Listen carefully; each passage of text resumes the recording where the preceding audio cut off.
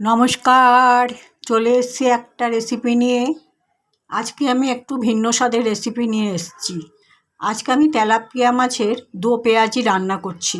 সাধারণত আমরা চিংড়ি মাছের দো পেঁয়াজি করি, কাতলা মাছের করি বা অন্যান্য মাছের করি। আজকে আমি করছি তেলাপিয়া মাছের দো পেঁয়াজি। দেখুন আমি কীভাবে করছি। দেখুন, কড়াতে তেল দিয়ে দিয়েছি, আর এই মাছগুলোকে এরকম ছোটো ছোটো করে কেটে নুন হলুদ মাখিয়ে রেখে দিয়েছিলাম। এবার এগুলোকে একটু ফ্রাই করে নিচ্ছি, তারপরে দো পেঁয়াজিটা করছি।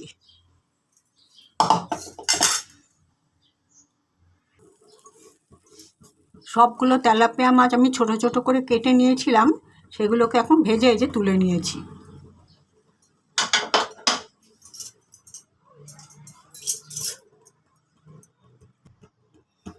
কড়াতে একটু তেল দিয়ে দিলাম, আর এই পেঁয়াজগুলো এরকম ডুমো ডুমো করে কেটে নিয়েছি। এবার এগুলোকে একটু ভেজে দো পেঁয়াজিটা বানাচ্ছি। একঘেয়ে তেলাপিয়া মাছ আমরা সর্ষে বাটা দিয়ে খাই, কখনো ধনে পাতা কুচি দিয়ে খাই, কখনো বা এমনি হিং দিয়েও করি। আজকে একটু অন্যরকম স্বাদে করতে চলেছি। আপনারাও একবার ট্রাই করে দেখবেন, খুব ভালো লাগবে। আমি একবার এর আগে করে খেয়েছিলাম, ভীষণই ভালো লেগেছে। তেল গরম হয়ে গেছে, আমি পেঁয়াজটা দিয়ে দিচ্ছি।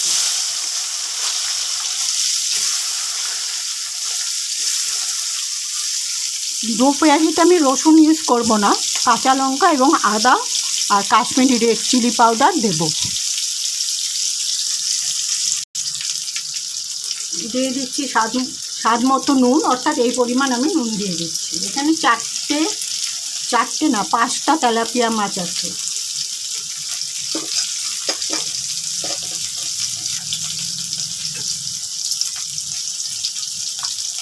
দিয়ে দিচ্ছি একটু হলুদ।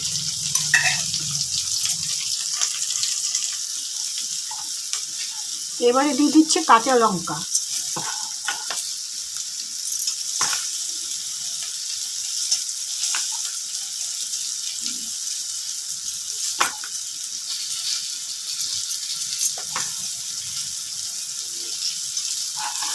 দো পেঁয়াজি রান্নার সময় বেশ অনেকটা পরিমাণে কাঁচা লঙ্কা ইউজ করবেন।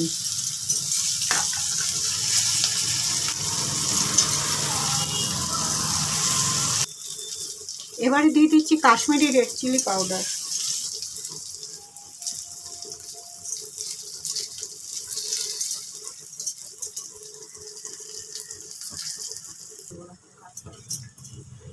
মশলাটা আমার কষানো হয়ে গেছে, এবার একটু সামান্য পরিমাণ ঝোল দিয়ে দিচ্ছি।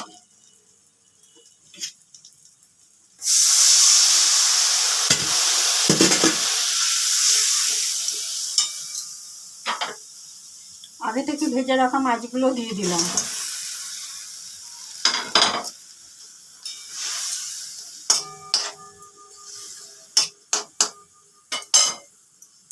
তেলাপিয়া মাছের দো পেঁয়াজি একবার রান্না করে খেয়ে দেখবেন, খুবই ভালো লাগবে খেতে।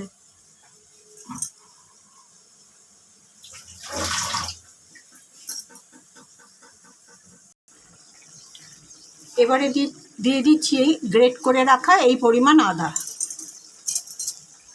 রান্নাটা মোটামুটি আমার শেষ পর্যায়ে চলে এসছে। এখনই আমি প্রায় গ্যাস নিভিয়ে দেবো, আর 1 মিনিট। রান্নাটা কমপ্লিট হয়ে গেছে, এখন আমি গ্যাস নিভিয়ে দিচ্ছি। রান্নাটাকে স্ট্যান্ডিং টাইমে রেখে ফিরে আসছি।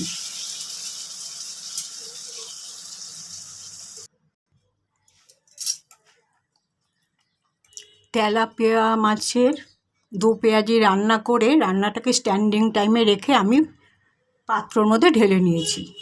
দেখুন ঠিক এরকম হয়েছে। আপনারাও একবার এইভাবে খেয়ে দেখবেন, খুবই ভালো লাগবে। সবসময় আমরা পেঁয়াজ রসুন বা কখনো কখনো ধনে পাতা দিয়ে, কখনো কখনো হিং দিয়ে, কখনো সর্ষে বাটা দিয়ে করি। শুধুমাত্র পেঁয়াজ আর একটু আদা কাঁচা লঙ্কা দিয়ে করবেন। আমি একটু কাশ্মীরি রেড চিলি ব্যবহার করেছি, আপনারাও করবেন। যাই হোক, রেসিপিটা আমি পুরোই শেয়ার করেছি। আজকে আমি আমার ভিডিওটা শেষ করছি এখানেই। দেখা হবে পরবর্তী একটা নতুন রেসিপি নিয়ে আসবো। সবাই ভালো থাকবেন। নমস্কার।